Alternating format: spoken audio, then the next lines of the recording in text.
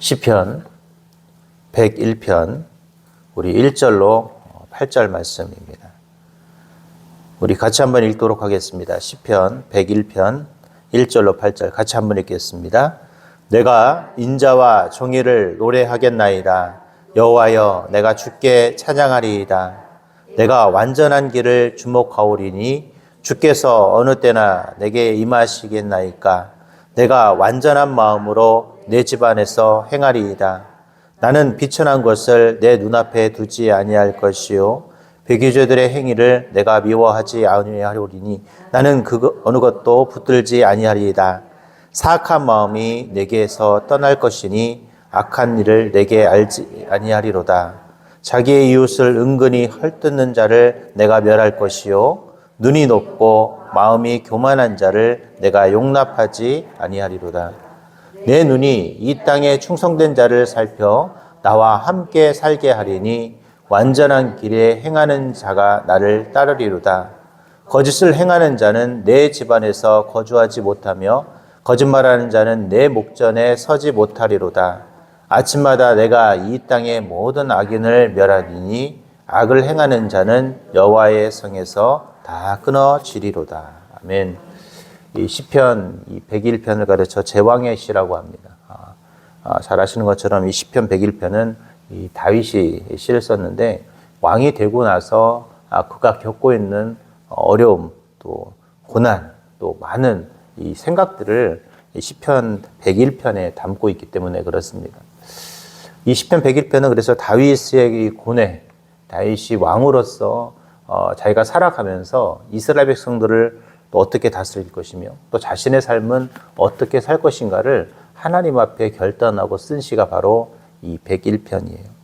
어찌 보면 다윗은 이 시편을 쓰면서 자신의 삶에 하나님의 임재가 임했으면 좋겠고 그 하나님의 임재로 자신이 왕의 역할을 잘 감당하기를 소망하고 있는 것이죠.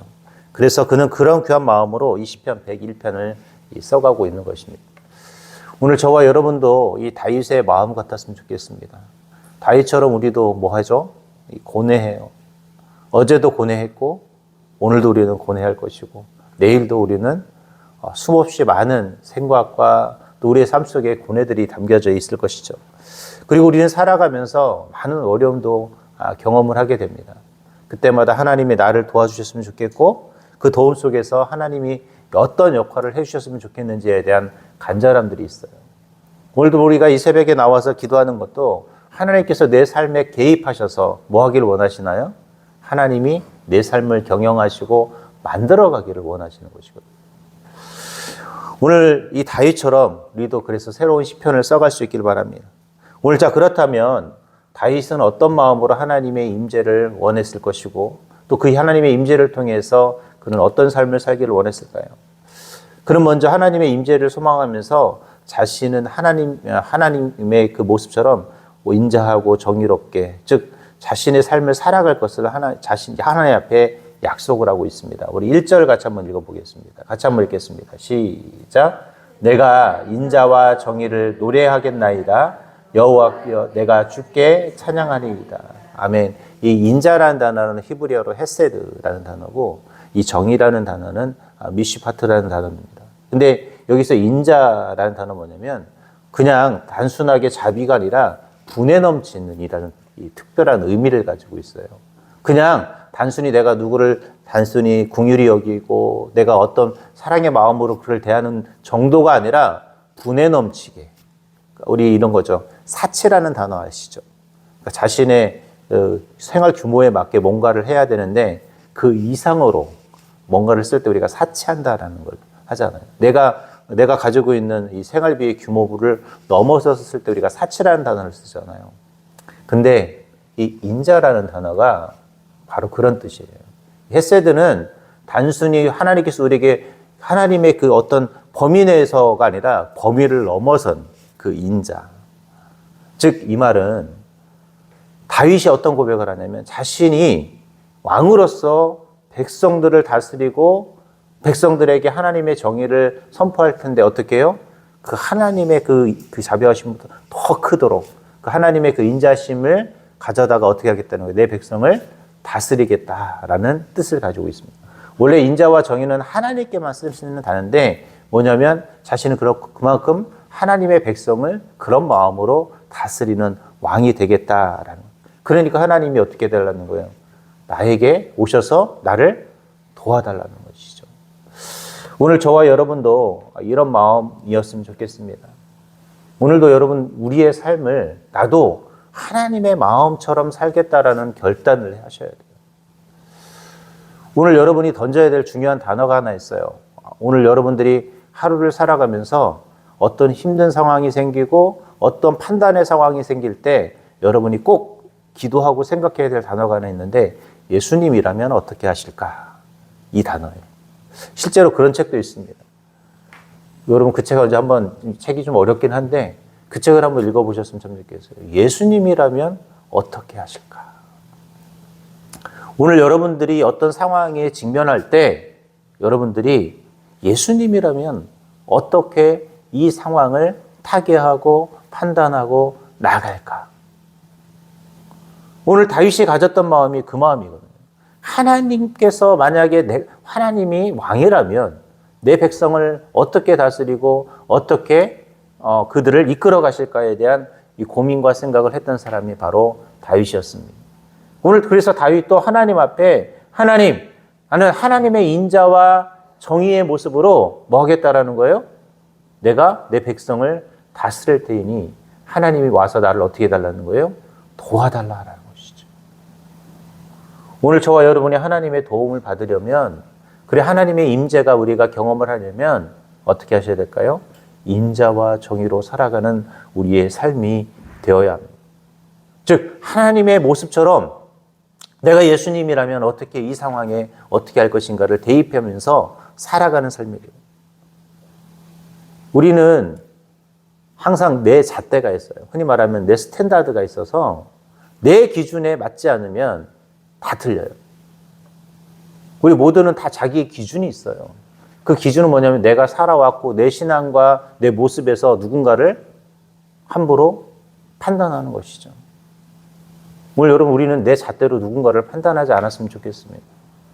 사람은 사람마다 가지고 있는 잣대가 다 달라요. 여러분 우리나라에도 막 보수도 우파도 있고 좌파도 있고 다양한 사람들이 있어요. 자기는 중도라고 말하는 사람도 있고. 이게 뭐냐면 자신이 가지고 있는 기준이에요, 기준. 우리는 그 기준을 가지고 네가 나쁘다 좋다라고 이야기하면은 안 된다라는 거예요. 여러분 내가 틀릴 수도 있고 상대방이 맞을 수도 있는 것이고 또 내가 맞고 상대방이 틀릴 수도 있는 것이에요. 근데 그것이 꼭 진리인 양 우리는 이야기하고 판단합니다. 오늘 그렇게 해서는 안 된다라는 거예요. 오늘 우리가 누군가를 판단하려 할 때 그 판단의 순간에 뭘 해야 되냐면 하나님이라면 어떻게 했을까? 여러분 하나님이라면 우리를 어떻게 하셨어요? 저와 여러분이 이 자리에 있을 수 있었어요? 없었잖아요. 근데 하나님이 우리를 사랑하니까 이 자리에 있는 거예요. 오늘 저와 여러분의 어제의 모습이 어제 우리의 모습이라든지 언어라든지 우리의 행위가 이곳에 있을 만한 그런 모습이었습니까? 아니었거든요. 근데 하나님은 오늘도 이 자리에 있게 하셨어요. 이게 하나님의 뜻이에요. 여러분, 우리가 있을 수 없었지만 하나님의 뜻은 우리가 이 자리에 앉아서 기도하고 예배하고 하나님의 뜻대로 살기를 원하는 그 마음. 그래서 여러분들이 오늘 누군가를 대할 때 그게 내 남편이 됐던 아니면 내 자녀가 됐던 아니면 내 누군가 이웃이 됐던 아니면 우리 어떤 성도가 되었던 그를 함부로 판단하는 일을 해서는 안 된다는 거예요. 저도 사역을 할 때 보면 제가 함부로 하지 않는 게 뭐냐면 사람은 자신의 생각이 있어요. 그 사람 생각엔 그게 맞아요. 그러니까 그렇게 이야기하고 행동하니까 뭐 해야 되겠어요? 이해해 줘야 돼요. 근데 나하고 맞지 않다고 함부로 하면 어떻게 되겠어요? 싸움밖에 생기지 않는 거예요. 저 사람도 저렇게 생각할 수도 있겠네. 이렇게 해줘야 되는 것이죠. 막 내가 다 맞고 상대방이 틀리다라고 말하면 이거는 문제가 되고 결국 뭐예요? 서로 헐뜯고 우리가 늘 죄를 짓는 일인 것이죠. 여러분 우리는 그래서 한 발짝 물러서야 돼요. 그래서 여러분의 남편이 미울 때 있잖아요. 어떻게 하셔야 되겠어요? 뭔가 생각이 있겠지. 왜 나하고 다를까? 이렇게 생각해 주셔요. 왜 내 뜻대로 안 되냐? 여러분, 내 뜻대로 되는 건 아무도 없어요. 여러분도 내 자신도 내 뜻대로 안 되잖아요. 나도 어제 제 스스로 어제는 어떻게 살아야겠다고 아침마다 막 적거든요. 오늘은 뭐를 하고 제 나름대로의 그 리스트가 있어요. 이대로 살아야 되는데 사라졌을까요? 안 돼요. 진짜 안 돼요. 아니, 나도 내 마음대로 내 자신을 컨트롤 못 하는데 상대방을 어떻게 내가 마음대로 컨트롤 하겠습니까? 그때 우리가 생각해야 될 단어, 오늘 이 다윗이 말했던 인자와 정의, 즉 하나님의 그 분에 넘치는 인자와 정의를 상대방에게도 베풀 수 있는 모습이 있을 때 하나님의 역사가 임할 수 있는 것입니다. 두 번째로 오늘 시편 기자는 바로 하나님의 뜻대로 자신은 살겠다라는 다짐을 해요. 우리 2절 같이 한번 읽어보겠습니다. 시작. 내가 완전한 길을 주목하오리니 주께서 어느 때나 내게 임하시나이까. 내가 완전한 마음으로 내 집안에서 행하리이다. 오늘 이 다윗이 두 번이나 완전한이라는 단어를 사용해요. 첫 번째는 이 완전한 길, 두 번째는 완전한 마음이라고 표현을 하고 있는데, 원래 뭐냐면 여러분, 우리 인간이 퍼펙트 할 수 있어요? 나는 완벽해. 나는 흠이 없는 사람이야. 세상에 흠이 없는 사람이 있을까요? 없습니다. 우리는 완벽하지 않은데 다윗은 뭐 하라고 그래요? 자신이 완벽한 마음, 완벽한 길. 근데 여러분, 다윗이 정말 완벽했나요? 완벽하지 않았잖아요. 여러분 아시는 것처럼 다윗 얼마나 흠이 많아요. 밧세바를 취한 사건뿐만 아니라 정말 하나님 자신의 그 군사 숫자를 자랑하고 싶어서 군사 숫자를 세기도 했잖아요. 하나님 앞에서 완전하지 못했어요. 근데 그가 오늘 완전한 길, 완전한 마음이라고 표현한 이 뜻은 뭐냐면 자신은 하나님의 그 뜻을 헤아려 살겠다라는 결단이라는 것이죠. 그래, 우리는 완전할 수는 없어요. 근데 하나님의 적어도 뜻을 따라 살려고 하는 노력을 하겠다라는 이 다윗의 이 결단처럼 우리도 그래야 한다는 것입니다. 여러분, 우리도 늘 매일매일 결단하셔야 돼요. 어떻게 해요? 하나님의 뜻대로 한번 살아보겠습니다. 정말 하나님의 뜻대로 살고자 노력하겠다라는 결단이 우리에게 필요하다라는 것이죠. 우리는 완벽할 수는 없지만 그래도 매 순간순간마다 어떤 상황마다 내가 누군가 미울 때 내가 하나님의 마음으로 그를 사랑하겠습니다. 노력하는 것이죠. 내가 그리스도인으로 살아가는데 어떤 삶의 모습, 기도해야 되는데 기도의 시간을 내지 못하는 나의 모습을 바라면서 하나님, 그래도 내가 기도해 보겠습니다라고 노력하는 모습. 오늘 그래서 여러분들이 이 자리에 나오신 거 아니에요? 그래서 제가 이 새벽 예배 나오신 분들 참 감사한 게 뭐냐면, 그래도 다른 사람들은 그 결단하고 나오지도 못하는데 이 새벽에 나오시는 분들은 그 결단하고 나오시는 거잖아요. 저도 오늘 막 눈 뜨고 일어나려고 하는데 몸이 막 진짜 천근만근인 거예요. 이번 주에는 막 내일도 새벽 예배 있잖아요. 또 내일은 또 이렇게 뭔가 일정이 또 이렇게 많아요. 성역 공부도 있고, 내일은 또 26교회에서 무슨 버스킹도 있고, 또 심지어는 내일 남성교회 모임도 있어요. 이번 주는 그냥 화요일부터 그냥 쭉 계속해서 새벽 예배를 계속하니까 좀 몸도 생각보다 피곤한 것 같고, 이렇게 요즘은 막 몸이 막 힘든 거예요. 오늘 아침에도 눈 뜨는데 문득 들었던 생각이, 기도하면서 기도 끝나고 문득 생각이, 이번 주 참 힘들다, 지치다라는 생각이 참 들더라고요. 그때마다 꾀가 나는 거죠. 안 하고 싶고, 안 하면 안 될까, 이런 생각. 근데 다시 뭐예요? 결단하고 다시 나오는 거예요. 사실 이런 자리에 나오는 게 그래서 쉽진 않아요. 목회자인 저도 진짜 죄송한데 어떨 때는 진짜 내 목사니까 나오는 거잖아요. 목사니까 여러분, 제가 안 나오면 누가 설교합니까? 목사니까 나와서 하는 거고. 진짜 어떨 때 막 그런 마음들이 있을 때 있거든요. 어떨 때는 진짜 예배 드릴 때 그 예배 자리에 앉아 있을 때도 진짜 목사니까 진짜 1부부터 저녁 예배까지 드리지. 내가 성도면 죄송하지만 한 번만 얼른 드리고 뭐 할까요? 집에서 쉬든 놀러 다니든 할 것 같아요. 참, 그러면서 근데 성도님들이 아침부터 저녁까지 그 예배 자리를 채워나가는 것, 오늘도 이렇게 새벽 예배 나와서 기도하는 이 모습을 볼 때마다 참 은혜가 되는 거죠. 내가 만약에 성도라면 나는 저 자리에 있을 수 있었을까? 내가 진짜 하나님이 목사니까 그냥 어쩔 수 없이 끝까지 예배도 드려야 되고 기도도 해야 되고, 사명도 감당해야 돼요. 그래서 저는 제가 목사 된 게 참 감사한 게 목사 돼서 감사한 게 아니라 목사가 되어서 이 자리를 지킬 수 있게 해주셔서 감사한 거죠. 제가 목사 아니었으면 여러분 딱 생긴 게 놀러 다니게 생겼잖아요. 잠자고 있게 생겼잖아요. 근데 하나님이 그렇게 하나님의 뜻대로 살도록 만들어 놓으셨다라는 것이죠. 오늘 여러분, 내가 오늘 이 자리에 온 것도 하나님의 뜻이 있어 오신 것이고, 그리고 여러분이 또 하나님의 그 뜻을 분별하기 위해서 이곳에 오셨습니다. 그리고 여러분은 늘 말씀드리지만 정말 위대한 그리스도인들이신 거예요. 남들은 잠자고 있는 이 시간에 우리는 새벽을 깨우고 있다는 것, 이것은 엄청나게 위대한 일입니다.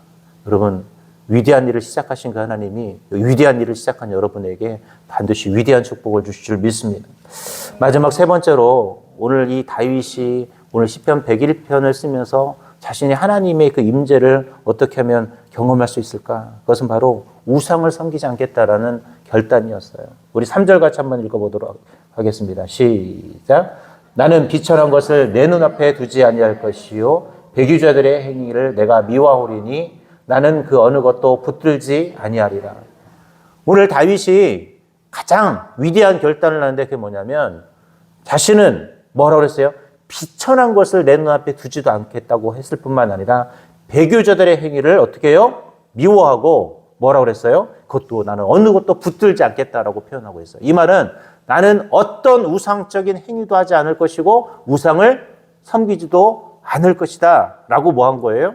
결단한 거예요. 오늘 여러분 우리도 우리 주변에 수없이 많은 하나님보다 더 다른 것을 의지하고 싶은 마음이 있잖아요. 때로는 그것이 돈이 될 수도 있고 때로는 그것이 어떤 건강이 될 수도 있고 때로는 그것이 우리의 자녀가 될 수도 있는 것이죠. 즉 하나님보다 내가 더 사랑하고 싶은 것들이 있어요.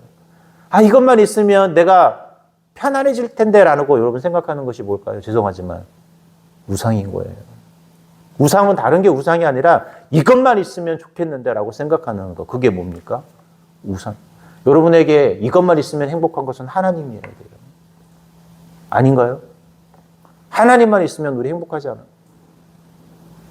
근데 우리는 대부분 돈만 있으면 행복할 것 같고. 여러분 제가 그랬잖아요. 여러분 10억만 있으면 여러분 행복할 것 같잖아요.